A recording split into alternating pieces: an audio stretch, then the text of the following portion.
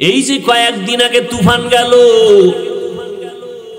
এই তুফানের ভেতরে তোমার মতো যুবক বিদেশ থেকে টাকার বস্তা নিয়ে আইসা দেশে একটা ঘর বানাইলো। ঘরের মধ্যে ডুববে 2 দিন পরে, কাজ চলতেছে দ্রুত গতিতে। আল্লাহর বান্দা সন্তান পরিবার নিয়ে আনন্দ করবে, সব টাকা দিয়ে বিল্ডিং করলো 2 তালা। রাতের বেলা পার্শ্বে একটা টিনের ঘরে ঘুমায় গেল। হঠাৎ তুফান শুরু হয়ে গেল। বড় একটা গাছ শিকড় শুদ্ধ উপরাইয়া গিয়া টিনের ঘরের উপরে পড়লো। ওই এলাকার মানুষ দৌড়াইয়া গিয়া দেখে 3 জনের বুকের উপরে চাপ লাগলো। একজনও বেঁচে নাই, যুবকও নাই, তার স্ত্রীও নাই, তার কন্যাটাও নাই। মানুষগুলো বিল্ডিংয়ের দিকে তাকায়া বড় আফসোস, জীবনের যত কামাই সব এই বিল্ডিং এর পেছনে ব্যয় করলো। মাওলার কুদরত বড় কঠিন যে বিল্ডিং এ ঢুকার 1 মিনিট সময় আর দিলেন না। কিসের টাকার পাগলামি করো রে বাবা, কিসের বাহাদুরি করো? আজকে টেলিফোন করলে তোর ডানে বামে তোর সৈন্য সেনার অভাব নাই, বন্ধু বান্ধবের অভাব নাই। কত মাস্তানি ভাব নিয়া বাগমারা বাজারে যাও, লালমাই যাও, চায়ের দোকানে একটু ঘুরি দাও, কি নেতা নেতা ভাব। কিন্তু যখন আজরাইল এসে হাজির হয়ে যাবে, 3টা সাদা কাপড়ের প্যাকেট যখন করবে, তোমার আমার আপনজনেরা গেঞ্জিটারে বেলেট দিয়া কেটে কেটে রেখে দিবে। তোমার আমার জীবনের সাথী হবে 3টা সাদা কাফন। ওই কাফনে প্যাকেট যখন হইবা, কাফনের প্যাকেটের মধ্যে ঢুকার পরে উপরে ছিলা তখন বলতো এমপি সাহেবের লাশ, চেয়ারম্যান সাহেবের লাশ, বড় হুজুরের লাশ। কাফনের মধ্যে যখন ঢুকানো হবে, কোনটা এমপির লাশ, কোনটা চেয়ারম্যান, কোনটা কোটিপতির লাশ, হুজুরের লাশ, কোনো ভেদাভেদ নাই, সব লাশ সমান। কারো কাফনে লেখা নাই এটা বড় হুজুরের লাশ। এবার জানাজা পড়াইয়া কবরের মধ্যে যখন দিবে, তোমার আমার কবরের সাইজ হবে সমান।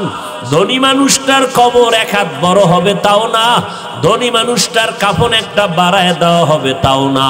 ওই কবরে মাটি দিয়ে যখন সবাই চলে যাবে, ওই কবরে 3টা প্রশ্ন করার জন্য 2 জন ফেরেশতা হাজির হবে। কয় টাকার মালিক, কত এলেমওয়ালা, শিক্ষিত, জানার দরকার নাই।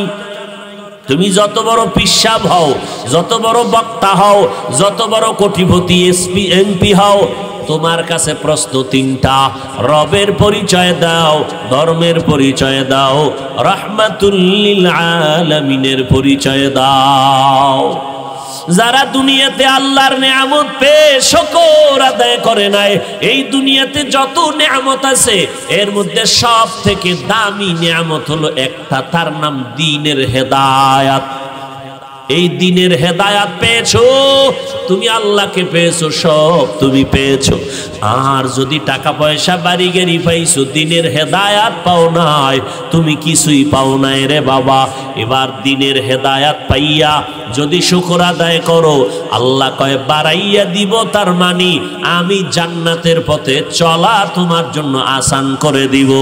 ও এলাকার মুসলমান, ও পর্দার আড়ালের আম্মা জানেরা, আসেনি মা বোন? এরে আম্মা জান, আপনারা নবীদের মা, সাহাবায়ে কেরামের মা, আউলিয়ায়ে কেরামের মা, হাফেজে কোরআনের মা। এরে আম্মা জান, আপনারা খাদিজা রাদিয়াল্লাহু আনহার মতো নারী, ফাতেমা রাদিয়াল্লাহু আনহার মতো নারী, আয়েশা রাদিয়াল্লাহু আনহার মতো নারী, আপনাদের এত মান, এত মর্যাদা। আপনারা দুনিয়াতে বড় বড় আদর্শ সন্তানের মা, আপনার গর্ভ থেকে বড় বড় সন্তান দুনিয়াতে আসছে কোটিপতি। ও আম্মা জান, আপনার ধন্য জীবন। আপনার একটা সন্তান যদি আদর্শ মানুষ বানাইতে পারেন, সন্তানকে ডাক্তার বানাবেন আলহামদুলিল্লাহ, সন্তানটার ইঞ্জিনিয়ার বানাবেন আলহামদুলিল্লাহ, সন্তানটাকে প্রফেসর বানাবেন আলহামদুলিল্লাহ। তবে অনুরোধ আম্মা জান, বেয়াদব বানাবেন না। আপনার সন্তানের কথায় জানো হুজুর আলেমদের কলিজায় ব্যথা না না যায়, আপনার সন্তানের কথায় যেন মুরব্বির কলিজায় কষ্ট না যায়, আপনার সন্তানের চরিত্র দেখে অন্য কোনো সন্তান যেন নষ্ট হয়ে না যায়, আপনার সন্তানকে আদর্শওয়ালা বানায় যাবেন। ডাক্তার হলেও সবাই দোয়া করবে, ইঞ্জিনিয়ার হওয়ার পরেও সবাই তার ব্যবহারে দোয়া করবে। আর ওই সন্তানটাকে যদি ভালো আদর্শওয়ালা বানাইতে চান, আপনি মাকে আদর্শওয়ালা আগে হতে হবে। ওয়ালাকাদ কাররামনা বানি আদম وحملناهم في البر والبحر ورزقناهم من الطيبات وفضلناهم على كثير ممن خلقنا تفضيلا ওয়ালাকাদ কাররামনা বানি আদম, আমি আল্লাহ বনি আদমের সম্মান সবার উপরে দিলাম। আর আদম জাত হলো মাটির সৃষ্টি। আমি আল্লাহ এদের জন্য জমিনে এবং পানি পথে চলার ব্যবস্থা করে দিলাম, এবং আমি আল্লাহ জমিনের মধ্যে এদের জন্য উত্তম রিজিকের ব্যবস্থা করলাম, যেটা পবিত্র। কুকুরেও না খাইয়া মরে যায়, খায়ার জন্য পাগল। একটা গরুতেও খানা খায়, তার পেট আছে, ক্ষুধা আছে। মানুষেরও পেট আছে, ক্ষুধা আছে। আল্লাহ বলেন, এমন পবিত্র রিজিক আর খানার আয়োজন আমি মানুষের জন্য করেছি, জমিনে আর কোনো প্রাণীর জন্য এমন বিশুদ্ধ পাক পবিত্র এবং সুন্দর উত্তম খানার আয়োজন আমি আল্লাহ করি নাই। শুধু মানুষের জন্য পবিত্র খানা আমি আল্লাহ করে দিলাম। আল্লাহর সিদ্ধান্ত মানব জাতি শ্রেষ্ঠ, নূরের সৃষ্টি শ্রেষ্ঠ না, আগুনের সৃষ্টি শ্রেষ্ঠ না। আল্লাহর এই সিদ্ধান্ত মানতে পারে নাই একজন। কে পারে নাই? ইবলিস। ইবলিস তুই এই সিদ্ধান্ত মানলি না কেন? ইবলিস বলে আমার যুক্তিতে মিলে না। কিতে মিলে না? গায়ের জোরে মানে না, বিষয়টা কিন্তু এমন না যে আমার মন চায় না আমি মানি না। না, যুক্তির ব্যানারে মানি না। যুক্তি কি তোর? খালাকতানি মিন নার ওয়া খালাকতাহু মিন তিন। যুক্তিটাও কিন্তু ফালাইয়া দেওয়ার মতো না। আদমেরে বানাইছো মাটির দ্বারা, আমাকে বানিয়েছো তুমি আগুনের দ্বারা। মাটির গতি নিচে, আগুনের গতি উপরে। আমি কেন নত হব? বরং আদম নত হইয়া আমারে সেজদা করা, এটা যুক্তি। যুক্তিটাও ফেলে দেওয়ার মতো না। তবে আমার আল্লাহর কাছে দেওয়া ঠিক হয় নাই, কারণ মালিক আর গোলামের কাজ প্রশ্ন নাই। বিনা দ্বিধায় মালিকের কথা বুঝে আসলেও মানবে, না আসলেও মানবে। এখানে যুক্তি দেওয়া, প্রশ্ন করা চূড়ান্ত বেয়াদবির শামিল। মালিকের সিদ্ধান্তের উপরে কোনো প্রশ্ন চলে? তোর যুক্তি ঠিক, কিন্তু আমি আল্লাহর কাছে কেন যুক্তি দিলি? আমি তো তোর মালিক। শুধু এতটুকু অপরাধ করার কারণে আল্লাহ বলেন আমার সিদ্ধান্ত তুমি কেন যুক্তি দিয়ে কাটতে চাইলা? একদিন আর 2 দিন না, শুধু এই সামান্য একটা অন্যায়ের কারণে আমি আল্লাহ ইবলিস তোরে কত মোহব্বত করেছিলাম। তোর ইবাদতের উপরে আমি আল্লাহ খুশি হইয়া তোমারে উপাধি দিয়েছিলাম তুমি বড় বুজুর্গ, তুমি ওলিয়ে কামেল, তুমি মুত্তাকি, তুমি আরেফ, তুমি খাজেন, তুমি আবেদ। এতগুলো টাইটেল দিলাম তোমার ইবাদতে খুশি হইয়া। সামান্য আমি মাওলার সামনে চালাকি করার কারণে আমি একদিন আর 2 দিন না, আমি আল্লাহ আজীবনের জন্য তোমাকে বিতাড়িত করে দিলাম, জাহান্নামী বানায় দিলাম। অপরাধ কি? আদমের সৃষ্টির শ্রেষ্ঠ মানতে পারে নাই, মাটির সৃষ্টিকে সৃষ্টি শ্রেষ্ঠ মানতে পারে নাই, যুক্তির ব্যানারে উল্টাইয়া যাইতে গিয়া আল্লাহর লানত নিয়ে ওখান থেকে বিতাড়িত হয়ে গেল। আল্লাহ বলেন, মাটির সৃষ্টি তোমরা শ্রেষ্ঠ মানুষ, আমি আল্লাহ তোমাকে শ্রেষ্ঠত্বের মর্যাদা দিয়া মানুষ বানাইছি। একটা মানুষও বলো নাই আল্লাহ তুমি আমারে মানুষের ঘরে পাঠাও। এটা আলাদা বড় একটা নিয়ামত। মানুষ বানানোর পর রব্বুল আলামিন মুসলমানের ঘরে আল্লাহ পাঠাইছেন বড় নিয়ামত। মুসলমানের ঘরে পাঠানোর পরে আল্লাহ এমন একজন নবীর উম্মত বানাইছেন যে নবীর উম্মত হওয়ার জন্য কত নবীরা আরজি পেশ করেছিলেন। আল্লাহ আমাদেরকে নবীর উম্মত বানাইছেন। এই এক একটা নিয়ামতের শুকর আদায় করার জন্য যদি কেউ সিজদায় পড়ে যাও, আর একটা সিজদায় যদি কিয়ামত কায়েম হয়, পারস্যের কবি কুল সম্রাট আল্লামা শায়েখ সাদি রহমাতুল্লাহ আলাইহি বলেন, কিয়ামত কায়েম হবে, একটা নিয়ামতের শুকর আদায় করে শেষ করা যাবে না। তা কিয়ামত গর্বগুয়াম জিকা নাম সদ কিয়ামত বগুজার দিনা তামাম শুকরে নিয়ামত নিয়ামত আফজু কুনাত কুফরে নিয়ামত আজকাফত বিরু কুনাত। মানুষ বানাইছেন বড় নিয়ামত। আল্লাহ যদি অন্য কোন প্রাণী বানাইতেন, পয়গম্বরের সাহাবী আবু বকর সিদ্দিক রাদিয়াল্লাহু তাআলা আনহু আল্লাহর মুহাব্বতে কান্না করেন, জান্নাতের টিকিট হাতে পাইয়াও কাঁদতেছেন। একটা বকরির বাচ্চাকে হাতে ধরে কয়, বকরির বাচ্চা, তোর জীবনটা এতই যে ভালো, তুই বড় হয়ে যাবি, মানুষ তোরে জবাই করে গোশত খাইয়া শক্তি অর্জন করে ইবাদত করবে, তোর কোনো হিসাব নাই, তোর কোনো জান্নাত জাহান্নাম নাই। কিন্তু আমি আবু বকর ভীত সন্ত্রস্ত হয়ে আছি। আজকে মানুষ না হইয়া যদি তোর মতো একটা বকরি হইতে পারতাম, কোনো পেরেশানি ছিল না। কিন্তু আল্লাহ বানাইছেন আমারে মানুষ।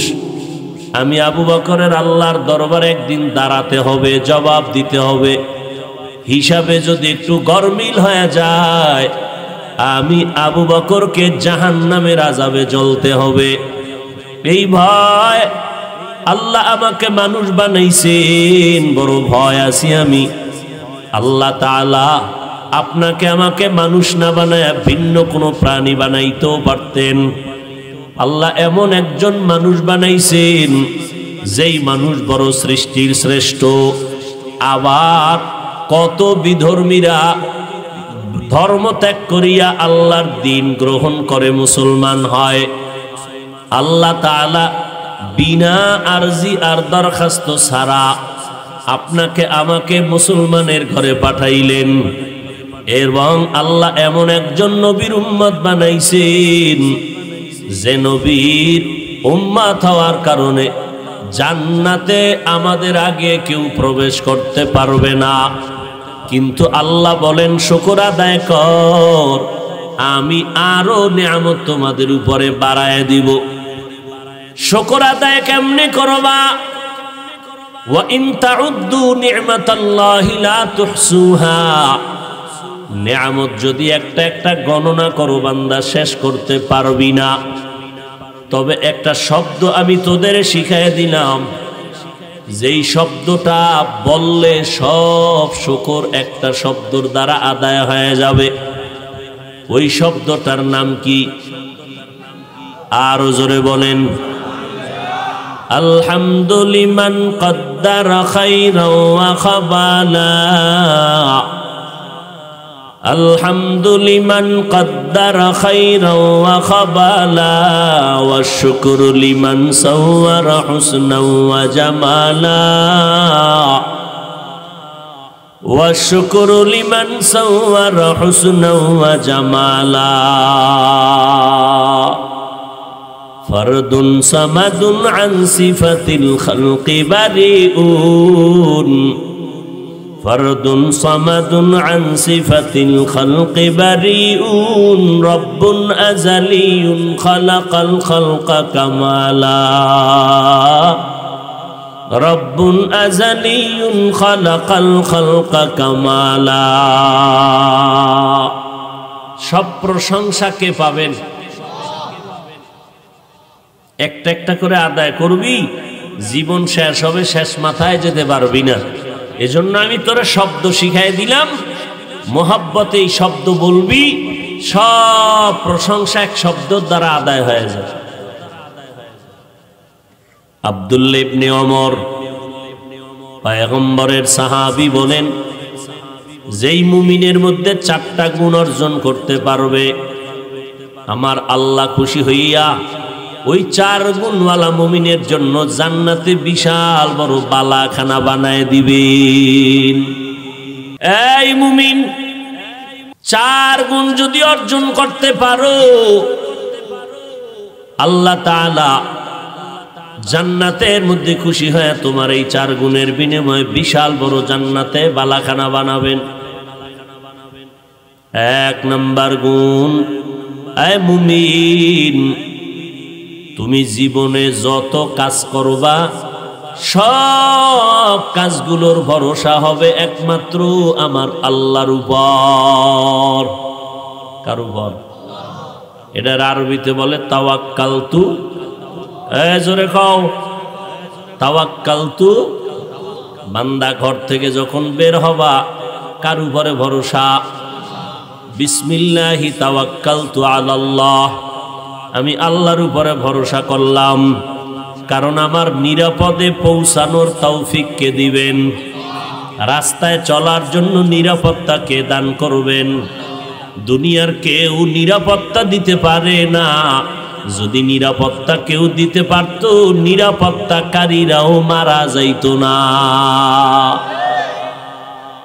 নিরাপত্তা বাহিনী মরেনি, মানুষেদেরও মারেনি, তাহলে নিরাপত্তা বাহিনীরও কোনো নিরাপত্তা নাই। নিরাপত্তা বাহিনীরও জীবনের কোনো নিরাপত্তা নাই। নিরাপত্তা বাহিনীকেও মেরে ফেলা হয়। আল্লাহ তো মারেন এক হিসাব, আবার তাদেরকে অন্য মানুষ মেরে ফেলে। আল্লাহ কয়, বান্দা আমার উপরে ভরসা কর, আমি আল্লাহ ফেরেশতা পাঠাইয়া তোরে হেফাজত আর নিরাপত্তা দিব। আল্লাহ নিরাপত্তা দান করবেন। আগুনে পুড়িয়া শত শত মানুষ মরে গেছে, এক আল্লাহর বান্দার কিছু হয় নাই। এরকম হয় না? আল্লাহ সব পারেন। ঢাকা থেকে আপনারা গাজীপুর এলাকায় যাবেন, গাজীপুর একটা জেলা, ঢাকা থেকে ময়মনসিংহর দিকে। ওই গাজীপুর এলাকার ভেতরে 14 তলা একটা বিল্ডিং এর মালিক, পরিচিত আমার বন্ধু, কুমিল্লা এলাকায় বাড়ি। ওই বান্দার হঠাৎ করে মরণের খবর পাইলাম। কেমনে মারা গেল জানতে চাইলাম অন্য লোকদের মাধ্যমে। জানতে গিয়ে দেখি একটার পরে 11তম তালার মধ্যে আগুন লাগছে। 11তম তালায় আগুন লাগার পর 11-র উপরে যত তালা ছিল কোনো ক্ষতি হয় নাই। 11-র নিচে যত তালা ছিল তাদেরও কোনো ক্ষতি হয় নাই। 11 তালায় মালিক সহ আরো মানুষ ছিল, সব মারা গেল, পুড়িয়া গেল। রহস্য জানতে চাইলাম, উপরেও ক্ষতি হইল না, নিচেও হইল না, তার কারণ কি? ওই সময় পত্রিকায় খবর আসছে, কিন্তু ভেতরগত খবর তো আর আসে নাই। রাত্র 1টার সময় আগুন লাগছে 11তম তালায়, উপরেরও ক্ষতি হয় নাই, নিচেরও ক্ষতি হয় নাই, 14 তালা বিল্ডিং। খবর নিতে গিয়া জানলাম রাত্র 1টার সময় ওই জায়গায় চলতেছিল মদের আড্ডা, নাচ গান চলতেছিল। এরে আল্লাহর গোলাম, আমার আল্লাহর উপরে ভরসা করে চলবা, আমার আল্লাহ তোমার হেফাজতের জিম্মাদারি নিবেন। বান্দা ঘরে যখন ঢুকবা, তুমি ঘরে ঢুকার সময় বিসমিল্লাহ পড়ে ঢুকো। ঘর থেকে যখন বের হও, আল্লাহর কাছে বলো, আল্লাহ তুমি আমার হেফাজত করো। তাওয়াক্কালতু আলাল্লাহ। শুধু নিজের হেফাজতের দোয়া করলে হবে না, ঘরের মধ্যে যারা আছে তাদের জন্য দোয়া করো। আল্লাহ তোমার উপরে ছেড়ে দিয়া বের হয়ে গেলাম, আমার পরিবার সন্তানের কামাই রুজি করার জন্য বের হয়ে গেলাম, আমার ঘর তুমি হেফাজত করবা, আমার পরিবার, আমার সন্তানগুলো, আমার মাল হেফাজত করবা। আল্লাহ পাকের কাছে দোয়া করতে দেরি, দোয়া কবুল হইতে দেরি হবে না। আব্দুল্লাহ বিন ওমর বলেন, 4টা গুণ যার অর্জন করবা, আল্লাহ জান্নাতে বালাখানা বানায় দিবেন। 1 নাম্বার গুণ হলো, বান্দা যত কাজ করবা সব কাজের ভরসা হবে আল্লাহর উপর। সব কাজের ভরসা কার উপর? 2 নাম্বার গুণ হলো, আরে মুমিন, যখন কোন নেয়ামত তুমি পাও, নেয়ামত যদি পাও, তুমি শুকর আদায় করতে গিয়া কি পড়বা? আলহামদুলিল্লাহ। কি? যে কোনো নেয়ামত পাও তুমি শুকর আদায় করবা আলহামদুলিল্লাহ। একজনে জিজ্ঞাসা, ভাইজান আপনি কেমন আছেন? আপনি জবাব দিবেন আলহামদুলিল্লাহ ভালো আছি। ভাইজান আপনার ছেলে মেয়েরা কেমন আছে? জবাব দিবেন কি? আলহামদুলিল্লাহ ভালো আছে। ভাইজান আপনার চাকরি ব্যবসা কেমন? আলহামদুলিল্লাহ অনেক ভালো। আল্লাহ কয়, তুই যখন ভালো কইছু আমি আরো ভালো বানায় দিব।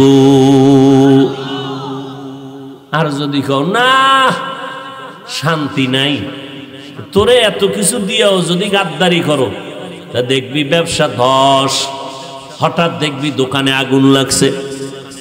আল্লাহর শুকর আদায় করবি, আল্লাহর উপরে ভরসা করবা। 1 নাম্বার গুণ, আল্লাহর উপরে ভরসা করনেওয়ালার কোনো বিপদ নাই। ঘরের মধ্যে আগুন লাগছে, কোথায়? সাহাবী, এক এলাকায় ঘর, একসাথে কতগুলো, তাই খবর কইছে, এই ভাই তোমার ঘরে আগুন লাগছে। সাহাবী কয়, আল্লাহর কসম আমার ঘরে আগুন লাগবে না, লাগে নাই, লাগতে পারে না। তুমি দেখছো নি? দেখা লাগবে না। কয় না লাগছে। খবর নিয়ে দেখলো না, ওই সাহাবীর ঘরের পাশের ঘর পুড়িয়া ছাই হয়ে গেল, ওই সাহাবীর ঘরের বিন্দু কোনো ক্ষতি হয় নাই। কেন? কেন? আমি আল্লাহর নবীর শিখানো দোয়া পড়তেছি। নবী বলছেন ওই দোয়া সকাল সন্ধ্যা পড়বি, আল্লাহ তোরে হেফাজত করবি। সমুদ্রের ভেতর দিয়া মালবাহী জাহাজ যাইতেছে, জাহাজ মালিক রইছে 1000 মাইল দূরে, তুফান শুরু হয়ে গেছে। খবর গেছে, ভাই তোমার জাহাজ তুফানে ডুবে গেছে। আল্লাহর বান্দা বলে, আল্লাহর কসম আমার জাহাজ ডুবে নাই। বলে না ডুবছে। বলে তুমি জানো? কয় জানি না। আমার জাহাজ ডুবে না, যত তুফান হোক। এইবার খবর নিয়ে দেখলো, একই পার্শ্বে 2টা জাহাজ যাইতেছিল, অন্য জাহাজ ডুবিয়া গেছে, ওই বান্দার জাহাজটা ডুবে নাই। এবার কয়, ভাই তুমি এত গ্যারান্টি কেমনে দিলা? সমুদ্রের মধ্যে ডুইবা তো যাইতে পারে, তুফান হতে পারে, তোমার জাহাজ কেন ডুবে নাই? বলে নবীর আদেশ মতো চলি, আল্লাহর উপরে ভরসা করি, আর আমি মালের যাকাত গুলো ঠিক মতো দেই। মদিনার নবীর আইন হলো, যারা ঠিক মতো মালের যাকাত দিবে বাকি মাল আল্লাহ কুদরতের দ্বারা হেফাজত করবে। বাহিরে ঠান্ডা কয় ঠান্ডা বুঝি না, পুরা সালার শর্ট বান্ধ, কোনো ঠান্ডা নাই। পায়জামা লাগাও, সুতি পায়জামা পরো, মুজা পরো, জুতা পরো, কান বান্ধো, এরপর হাঁটা বন্ধ করা যাবে না। কপাল পোড়ার ঘরের কপাল পোড়া, মসজিদের আজান শুনে মসজিদে জামাত চলে, কপাল পোড়া আজানের সময় উঠছে ঠিক, রাস্তায় দৌড়াইতেছে ডাক্তারের হুকুম মানতে, আমার মালিকের হুকুম মানতে গিয়া নামাজ পড়ে না। একটুখানি নেকের তরে রোজ হাসরের মাঠেতে, বাবা ঘুরবে ছেলের পিছে, ছেলে বাবার আগেতে। আহাতে মন কঠিন দিনেতে আল্লাহ কিন্তু ছাড়বে না, ঠিক মতো পড়িলে নামাজ জান্নাত তোমার ঠিকানা। ঘুমের চেয়ে নামাজ ভালো আর তুমি ঘুমাইও না, ঠিক মতো পড়িলে নামাজ জান্নাত তোমার ঠিকানা। আমার প্রাণের ভাই বোনেরা জলদি করে উঠে যাও, ওযু করে তাড়াতাড়ি নামাজ পড়তে লেগে যাও। আহা নবী বেনামাজির শাফাআত করিবেন না, ঠিক মতো পড়িলে নামাজ জান্নাত তোমার ঠিকানা। ঘুমের চেয়ে নামাজ ভালো আর তুমি ঘুমাইও না, ঠিক মতো পড়িলে নামাজ জান্নাত তোমার ঠিকানা। আল্লাহ বিবেক দিছে, চিন্তা করো তোমার বিচারটা কেমন কঠিন হবে। হবে বলার পরও যদি নামাজ না পড়ো। আজকে অনেকে ফজরের নামাজ পড়ে নাই, জহুর পড়ে নাই, আসর পড়ে নাই, মাগরিব পড়ে নাই, মোনাজাতের পরে এমন চিৎকার দিবে, আইও নামাজ না পড়ে যাইও না, এখানে আজান হবে, নামাজ হবে। 10 ভাগের পৌনে 10 ভাগ ভেঙে চলে যাবে, এখন নামাজ লাগবে না, খেলার টাইম হয়ে গেছে। এর জাতি ভাইরা খেলবে, খেলতে খেলতে মরবে, মইরা গেলে এই খেলা দেখতে গিয়া বিনা হিসাবে শহীদ হয়ে যাবে। কি কেন? মরার আগের কালেমা ছিল আর্জেন্টিনা ব্রাজিল, কালেমা পড়তে পড়তে মরে গেছে। আর্জেন্টিনা ব্রাজিল এমন একটা দেশ, যেই দেশে আমার মাওলার দেওয়া আজান মাইকে দেওয়া নিষেধ। ওই দেশের জন্য পাগল হইছ, শহীদ হবি নাকি অলুমান হবি? যুবক, মানুষের চলাচলের রাস্তা আটকাইয়া যারা পর্দা লাগায় খেলা দেখো, ইসলাম নিষেধ করেছে মানুষের চলাচলের পথ বন্ধ করবি না, হারাম। এরপরে গোল হইতে গিয়া মন জোরে চিল্লাই উঠছ 10 জন, তোর চিৎকারের আওয়াজে পাশের ঘরের বাচ্চা লাফ দিয়া ভয়ে কান্না শুরু করছে, মা ভয় পেয়ে গেছে। এই মা যে তোরে বরদোয়া দিছে, বল এই বরদোয়ার শাস্তি কেমনে সহ্য করবি? মানুষের বরদোয়ার শাস্তি বড় মারাত্মক। হঠাৎ দেখবি তোর পাও ভাঙ্গা, নাইলে কিডনি নাই। বরদোয়া বড় কঠিন, মানুষের বরদোয়া বড় কঠিন। তোর বাচ্চা যদি ভয় লাফাই উঠে কারো আওয়াজে, তুই তো তার মাইরা ফালানোর জন্য রেডি হয়ে যাবি। আমার বাচ্চারে তুই কেন ভয় দেখাইলি? তোরে সার নাই। আজকে এমন জোরে ভোর রাত্রে চিৎকার দিছো, মনে হয় এলাকায় ডাকাত চড়াইছে। মহিলারা ভয় পেয়ে গেল, যেই মা সারাদিন আগুনের ভিতরে রান্না বাড়ি করলো, রাতের বেলা ঘুমাইতে পারে না, বাচ্চা ডিস্টার্ব করে, বাচ্চাটারে ঘুম পাড়াইতে 2-2.5 ঘন্টা চলে গেল মায়ের। সর্বশেষ আম্মা জান একটু আরামে ঘুমাবে, দিলি না, তুই ঘুমাইয়া চিৎকার দিয়া ঘুমটা ভেঙ্গে দিলি। মানুষের বরদোয়া নিস না, কপাল পুড়ে যাবে, কপাল পুড়ে যাবে। আর এই পোড়া কপালের শাস্তি মরার আগে হবে, মরার পরে না, আগেই হবে, লিখে রাখ। মানুষের কষ্ট দিয়া বরদোয়া নিবি না, সাবধান। ও আল্লাহর বান্দা, সারা রাত খেলা চাইলি, ফজরের নামাজ পড়লি না, এশার নামাজও পড়লি না, একদিন তো মরবি। এই কথা তো যদি হিন্দুরে বুঝাইতাম, ওরা বুঝতে একটু চিন্তা করত। তুমি তো মুসলমান, তুমি কেন চিন্তা করো? তুমি তো নবীর উম্মত, তোমার তো জান্নাত আছে জাহান্নাম আছে, তুমি তো আল্লাহ মানো, নবী মানো, কোরআন মানো, হাদিস মানো, তোমাকে বুঝাইতে কেন এত কষ্ট হবে আমার? তুমি তো হিন্দুদের মতো মরবা না, তুমি অন্য ধর্মের মানুষের মতো মরবা না। তোমার জানাজা হবে, তোমার কবর হবে, তোমার দাফন হবে। তুমি তো মুসলমানের সন্তান, তুমি তো শ্রেষ্ঠ জাতি, তুমি শ্রেষ্ঠ নবীর উম্মত। মদিনার নবীর আদর্শ কোনো হিন্দু মানবে না, বৌদ্ধরা মানবে না, নবীর রেখে যাওয়া সুন্নত খ্রিস্টানেরা মানবে না। আমার নবীর রেখে যাওয়া সুন্নতের আমল করবে মুসলমান। ও মুসলমান, বলো তুমি মুসলমান হইয়া কেন নবীর সুন্নতের জবাই দিয়া, বেঈমানের পা চাটা গোলাম হইয়া, চুল কাটিয়া কেন ইন্দুর আর বান্দরের মতো সুরত ধরিয়া চলো?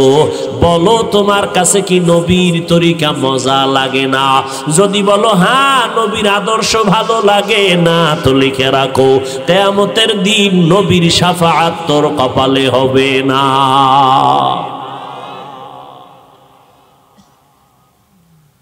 লাইন শাকারতুম লাযীদান্নাকুম ওয়া লাইন কাফারতুম ইন্না আযাবী লাশাদীদ। নিয়ামতের শুকর আদায় করো। আব্দুল্লাহ ইবনে ওমর বলতেছেন, 4 গুণওয়ালা মানুষ জান্নাতে বালাখানা পাবে। 1 নাম্বার গুণ তাওয়াক্কালতু আলাল্লাহ। 2 নাম্বার গুণ নিয়ামতের বেলায় পড়বে মুমিন আলহামদুলিল্লাহ। আর যখন কোন মুসিবত তোমাকে নাড়া দিবে, তখন মুমিন বলবে ইন্না লিল্লাহ। কি বলবে? ইন্না লিল্লাহি ওয়া ইন্না ইলাইহি রাজিউন। ও আল্লাহ, তোমার পক্ষ থেকে আসছে, আবার তোমার কাছেই সব কিছুই ফিরে যাবে। তুমি সুস্থ বানাও, তুমি অসুস্থ বানাও, আমরাও তোমার কাছে এক সময় ফিরে যাব। বান্দা মুসিবতে পড়িয়া যদি ইন্না লিল্লাহ পড়ো, আমার আল্লাহ তোমাকে আবার মুসিবত থেকে অন্য বেশি ভালো পুরস্কার দান করবে। 4 নাম্বার গুণ হলো বান্দা সব সময় হাঁটতে চলতে উঠতে বসতে গুনাহ ক্ষমার জন্য পড়বা আস্তাগফিরুল্লাহ আস্তাগফিরুল্লাহ আস্তাগফিরুল্লাহ আস্তাগফিরুল্লাহ। আব্দুল্লাহ ইবনে ওমর বলেন, এই 4 গুণ যদি অর্জন করো, প্রত্যেকটা কাজের ভরসা তাওয়াক্কালতু আলাল্লাহ, প্রত্যেক নিয়ামতের বেলায় আলহামদুলিল্লাহ, ও বান্দা মুসিবতের বেলায় ইন্না লিল্লাহ, আর সব সময় গুনাহ ক্ষমা করানোর জন্য জবানে থাকবে আস্তাগফিরুল্লাহ। আল্লাহর নবীর সাহাবী বলে, বান্দা এই গুণের কারণে আল্লাহ তোমারে খুশি হয়ে জান্নাতে বালাখানা বানায় দিবেন। ও যুবকেরা, আল্লাহ তাআলা কত নিয়ামত তোমারে আমারে দান করেছেন। ও বান্দা, নবীর উম্মত হওয়ার পরেও, আল্লাহ মুসলমান হওয়ার পরেও আমাকে তোমাকে কত সুন্দর করে বানায় রাখছেন। আমার মতো কত বান্দা মুসলমানও ঠিক, মানুষও ঠিক, আখিরি নবীর উম্মত ঠিক, কিন্তু জন্মগতভাবে তার 2টা চক্ষু নাই। আছে না নাই? এ যুবক, রাতের বেলা সারা রাত মোবাইলের স্ক্রিনে তাকাইয়া কবিরা গুনাহ করিয়া করিয়া যারা রাত কাটাও, একটু যদি চিন্তা করতি আল্লাহ যদি আমাকে অন্ধ বানাইতেন, কেমনে মোবাইলে সারা রাত তাকায়া গুনাহ করতি। এই যে কয়েকদিন আগে তুফান গেল, এই তুফানের ভেতরে তোমার মতো যুবক বিদেশ থেকে টাকার বস্তা নিয়ে আইসা দেশে একটা ঘর বানাইলো। ঘরের মধ্যে ডুববে 2 দিন পরে, কাজ চলতেছে দ্রুত গতিতে। আল্লাহর বান্দা সন্তান পরিবার নিয়ে আনন্দ করবে, সব টাকা দিয়ে বিল্ডিং করলো 2 তালা। রাতের বেলা পার্শ্বে একটা টিনের ঘরে ঘুমায় গেল। হঠাৎ তুফান শুরু হয়ে গেল। বড় একটা গাছ, শিকড় শুদ্ধ উপরাইয়া গিয়া টিনের ঘরের উপরে পড়লো। ওই এলাকার মানুষ দৌড়াইয়া গিয়া দেখে তিনজনের বুকের উপরে চাপ লাগলো, একজনও বেঁচে নাই, যুবকও নাই, তার স্ত্রীও নাই, তার কন্যাটাও নাই। মানুষগুলো বিল্ডিংয়ের দিকে তাকায়া বড় আফসোস, জীবনের যত কামাই সব এই বিল্ডিং এর পেছনে ব্যয় করলো। মাওলার কুদরত বড় কঠিন যে বিল্ডিং এ ঢুকার 1 মিনিট সময় আর দিলেন না। কিসের টাকার পাগলামি করো রে বাবা, কিসের বাহাদুরি করো? আজকে টেলিফোন করলে তোর ডানে বামে তোর সৈন্য সেনার অভাব নাই, বন্ধু বান্ধবের অভাব নাই। কত মাস্তানি ভাব নিয়া বাগমারা বাজারে যাও, লালমাই যাও, চায়ের দোকানে একটু ঘুরি দাও, কি নেতা নেতা ভাব। কিন্তু যখন আজরাইল এসে হাজির হয়ে যাবে, 3টা সাদা কাপড়ের প্যাকেট যখন করবে, তোমার আমার আপন জনেরা গেঞ্জিটারে বেলেট দিয়া কেটে কেটে রেখে দিবে। তোমার আমার জীবনের সাথী হবে 3টা সাদা কাফন। ওই কাফনে প্যাকেট যখন হইবা, কাফনের প্যাকেটের মধ্যে ঢুকার পরে উপরে ছিলা তখন বলতো এমপি সাহেবের লাশ, চেয়ারম্যান সাহেবের লাশ, বড় হুজুরের লাশ। কাফনের মধ্যে যখন ঢুকানো হবে, কোনটা এমপির লাশ, কোনটা চেয়ারম্যান, কোনটা কোটিপতির লাশ, হুজুরের লাশ, কোনো ভেদাভেদ নাই, সব লাশ সমান। কারো কাফনে লেখা নাই এটা বড় হুজুরের লাশ। এবার জানাজা পড়াইয়া কবরের মধ্যে যখন দিবে, তোমার আমার কবরের সাইজ হবে সমান। ধনী মানুষটার কবর 1 হাত বড় হবে তাও না, ধনী মানুষটার কাফন একটা বাড়ায় দেওয়া হবে তাও না। ওই কবরে মাটি দিয়ে যখন সবাই চলে যাবে, ওই কবরে 3টা প্রশ্ন করার জন্য 2 জন ফেরেশতা হাজির হবে। কয় টাকার মালিক, কত এলেমওয়ালা, শিক্ষিত জানার দরকার নাই। তুমি যত বড় পিসাব হও, যত বড় বক্তা হও, যত বড় কোটিপতি এসপি এমপি হও, তোমার কাছে প্রশ্ন 3টা। রবের পরিচয় দাও, ধর্মের পরিচয় দাও, রাহমাতুল লিল আলামিনের পরিচয় দাও। যারা দুনিয়াতে আল্লাহর নেয়ামত পেয়ে শুকর আদায় করে নাই, এই দুনিয়াতে যত নেয়ামত আছে এর মধ্যে সব থেকে দামি নেয়ামত হলো একটা, তার নাম দ্বীনের হেদায়াত। এই দ্বীনের হেদায়াত পেয়েছো তুমি, আল্লাহকে পেয়েছো, সব তুমি পেয়েছো। আর যদি টাকা পয়সা বাড়ি গাড়ি পাইছো, দ্বীনের হেদায়াত পাও নাই, তুমি কিছুই পাও নাই রে বাবা। এবার দ্বীনের হেদায়াত পাইয়া যদি শুকর আদায় করো, আল্লাহ কয় বাড়াইয়া দিব, তার মানে আমি জান্নাতের পথে চলা তোমার জন্য আসান করে দিব। ও এলাকার মুসলমান, ও পর্দার আড়ালের আম্মা জানেরা, আসেনি মা বোন?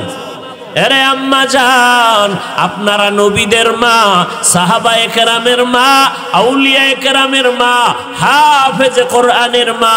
এরে আম্মা জান, আপনারা খাদিজা রাদিয়াল্লাহু আনহার মতো নারী, ফাতেমা রাদিয়াল্লাহু আনহার মতো নারী, আয়েশা রাদিয়াল্লাহু আনহার মতো নারী, আপনাদের এত মান, এত মর্যাদা। আপনারা দুনিয়াতে বড় বড় আদর্শ সন্তানের মা, আপনার গর্ভ থেকে বড় বড় সন্তান দুনিয়াতে আসছে কোটিপতি। ও আম্মা জান, আপনার ধন্য জীবন। আপনার একটা সন্তান যদি আদর্শ মানুষ বানাইতে পারেন, সন্তানকে ডাক্তার বানাবেন আলহামদুলিল্লাহ, সন্তানটার ইঞ্জিনিয়ার বানাবেন আলহামদুলিল্লাহ, সন্তানটাকে প্রফেসর বানাবেন আলহামদুলিল্লাহ। তবে অনুরোধ আম্মা জান, বেয়াদব বানাবেন না। আপনার সন্তানের কথায় জানো হুজুর আলেমদের কলিজায় ব্যথা না যায়, আপনার সন্তানের কথায় জানো মুরব্বির কলিজায় কষ্ট না যায়। আপনার সন্তানের চরিত্র দেখে অন্য কোনো সন্তান যেন নষ্ট হয়ে না যায়। আপনার সন্তানকে আদর্শওয়ালা বানায় যাবেন। ডাক্তার হলেও সবাই দোয়া করবে, ইঞ্জিনিয়ার হওয়ার পরেও সবাই তার ব্যবহারে দোয়া করবে। আর ওই সন্তানটাকে যদি ভালো আদর্শওয়ালা বানাইতে চান, আপনি মাকে আদর্শওয়ালা আগে হতে হবে। কারণ সন্তান বাবা মায়ের তুলনায় মাকে ফলো করে চলে বেশি, সন্তান বাবার তুলনায় মায়ের কাছে সময় ব্যয় করে বেশি। অতএব মায়ের আদর্শ যা হবে সন্তান ওই আদর্শ শিখবে। ও আম্মা জান, কয়দিন আর স্বামীর টাকা নিয়া কত মার্কেটে আনন্দ করে ঘুরবেন? এমন একটা দিন আসবে আজরাইল আসিয়া যখন ডাক দিবে, সন্তানেরা আম্মু বলে ডাকবে, জবানে আওয়াজ হবে না। এখনো সময় আছে, স্বামীর মাল হেফাজত করবেন, এটা নিজের সম্পদ, অন্যের না। স্বামী যদি মরিয়া যায় ওই সম্পদ আম্মা জান আপনার থেকে যাবে। অতএব অপচয় নষ্ট করবেন না, গুনার কাজে স্বামীর সম্পদ নষ্ট করবেন না। সন্তানটাকে আদর্শওয়ালা বানাবেন, 5 বেলার নামাজ পড়িয়া সন্তানের জন্য, স্বামীর জন্য, কামাই রুজি ব্যবসার জন্য আল্লাহর কাছে দোয়া করবেন। সৎভাবে চলবেন, ঘরের মধ্যে থাকবেন, বেগানার বদনজর থেকে নিজেকে হেফাজতে রাখবেন। দেখবেন আপনি দুনিয়াও শান্তি, আখিরাতেও শান্তি পেয়ে যাবেন। যদি পেছনে অন্যায় হইয়াই থাকে, আল্লাহ তো তওবার দরজা খুলিয়া রাখছেন। ও বান্দা, পাহাড় সম পরিমাণ গুনাহ নিয়েও যদি তওবা করো, 1 সেকেন্ডের মধ্যে আমি মাফ করে দিব। ও আল্লাহর বান্দারা, ও যুবকেরা, স্কুল কলেজে পড়ো আলহামদুলিল্লাহ, তবে অনুরোধ, তোমার মতো যুবক স্কুল কলেজে পড়ুয়া 5 বেলার নামাজ বাদ দেয় না এমন যুবকের অভাব নাই। ও বান্দা, তোমার মতো যুবক র্যাব, আর্মি, পুলিশ, বিডিআরের চাকরি করে, 1 বেলার নামাজও বাদ দেয় না। তোমার বিবেকটাকে জিজ্ঞাসা করো, তুমি কেন পারবা না? ওলামায়ে কেরামের কথা কি মিথ্যা মনে করিয়া ভাবছো নাকি? কোরআনের কথা মিথ্যা মনে করছো নাকি? না, আজও পর্যন্ত কোরআনের ভুল কেউ বের করতে পারে নাই। ওই কোরআনে জান্নাতের বয়ান আছে, জাহান্নামের বয়ান আছে। এখনো তওবা করার সময় আছে, তওবা করে নাও। আল্লাহকে মনে মনে ডাকো আর বলো, হে মালিক, এই ময়দানে আমার মতো গুনাহগার কেউ নাই। ও আল্লাহ, আমার মতো যুবক স্কুল কলেজে পড়িয়া যদি নামাজ পড়ে আমি কেন পারবো না? আমার মতো যুবক রাস্তায় গাড়ি চালায়, ড্রাইভারি করে, নামাজ পড়ে আমি কেন পারি না? আমার মতো যুবক নদীর মধ্যে মাছ ধরিয়াও নামাজ পড়ে আমি কেন পারবো না? আমার মতো সন্তান ব্যবসা করে, চাকরি করে, কৃষি কাজ করে, নামাজ পড়ে আমি কেন পারবো না? আল্লাহর কাছে এখনো যদি তওবা করো, আমার আল্লাহ তোমাকে এমন পবিত্র বানায় দিবেন। আল্লাহর নেয়ামত মনে করিয়া এখনো শুকর আদায় করো আর বলো, আল্লাহ, বাকি জীবন তোমার পথে নবীর তরিকায় চালাবো, মা বাবার বিরুদ্ধে যাব না, মা বাবার দোয়া নিয়ে চলবো, নবীর তরিকা মেনে চলবো, সুন্নতের আমল করব, ওলামায়ে কেরামের পরামর্শ নিয়ে চলবো, দেশের বিরুদ্ধে, জাতির বিরুদ্ধে কোনো ষড়যন্ত্র করব না। আল্লাহর কাছে খাঁটি অন্তরে যদি বান্দা তওবা করার নিয়ত করতে পারো, তওবার নিয়তে, যাদের অন্তরে তওবার নিয়ত আছে, মুনাফিকি দুর্বলতা নাই।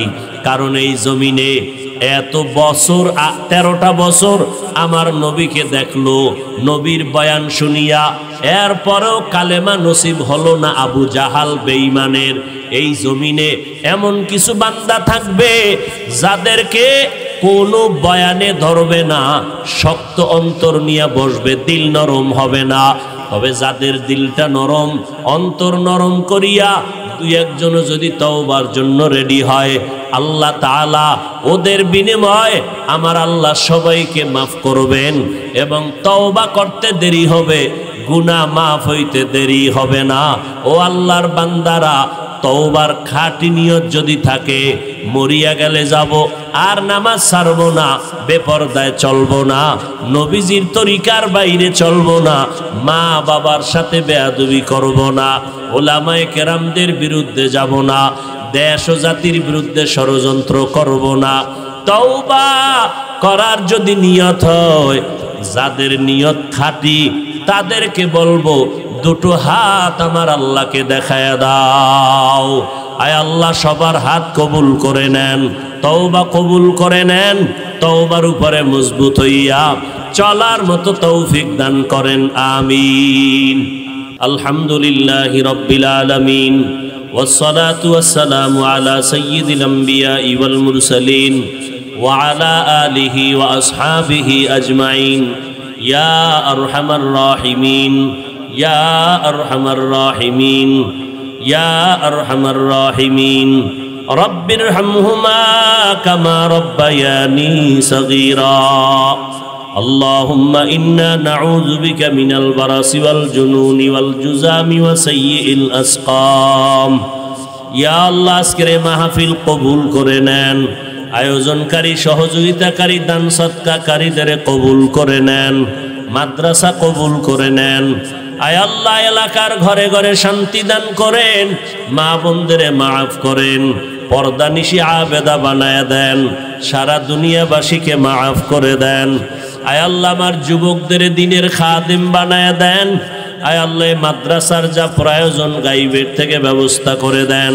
আয় আল্লাহ মাদ্রাসার পেছনে যারা খেদমত করে সবাইকে কবুল করে নেন আয় আল্লাহ আমাদের 5 ওয়াক্ত নামাজি বানায় দেন নবীজির সুন্নতের আমলওয়ালা জিন্দেগি দান করেন নবীজির রওজা বাইতুল্লাহ জিয়ারতের তৌফিক দান করেন পরস্পরের রিয়া হাসাদ কিবির দূর করে ইখলাস দান করেন আয় আল্লাহ মেহেরবানি করে আমাদের সবাইকে দ্বীনের খাদেম বানায় দেন কামাই রুজিতে বরকত বাড়ায় দেন হারাম থেকে হেফাজত করেন আয় আল্লাহ চলার পথে ইজ্জতের সাথে হেফাজত করেন আয় আল্লাহ আওয়াজের ভেতরে কথার ভিতরে রুহানিয়াতে স্পষ্টতা বাড়ায় দেন আয় আল্লাহ কুদরতের হাতে ইজ্জতের মাকাম বাড়ায় দেন আয় আল্লাহ বাতিলের মোকাবেলায় বিজয় দান করেন বাংলাদেশ শান্তির দেশ বানায় দেন সারা দুনিয়ায় শান্তি দান করেন প্রশাসনিকভাবে যারা কাজ করে দ্বীনের খাদেম বানায় দেন আয় আল্লাহ জনগণের প্রতিনিধির দায়িত্ব যারা পালন করে দ্বীনের খাদেম বানায় দেন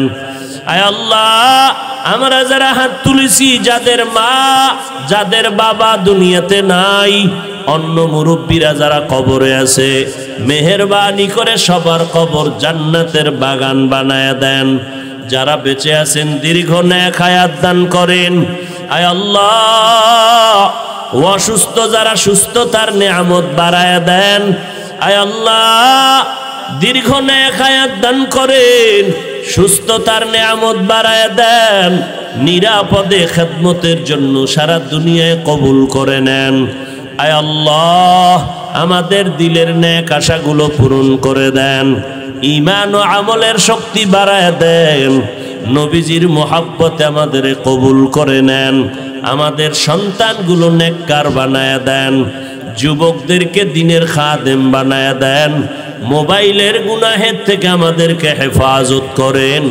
মোবাইলের গুনাহের থেকে হেফাজত করেন মোবাইলের গুনাহের থেকে হেফাজত করেন আয় আল্লাহ সমস্ত গুনাহের প্রতি ঘৃণা জমায়া দেন তাকওয়াওয়ালা জিন্দেগি আমাদেরকে দান করেন সাবিরিন শাকিরিনদের অন্তর্ভুক্ত করে দেন আল্লাহ হাসবুনাল্লাহু ওয়া নি'মাল ওয়াকিল নি'মাল মাওলা ওয়া নি'মান নাসির ওয়া সাল্লাল্লাহু তাআলা আলা খাইরি খালকিহি মুহাম্মাদ ওয়া আলিহি ওয়া আসহাবিহি আজমাইন আমিন আমিন আমিন বিরহমাতিকা ইয়া আরহামার রাহিম।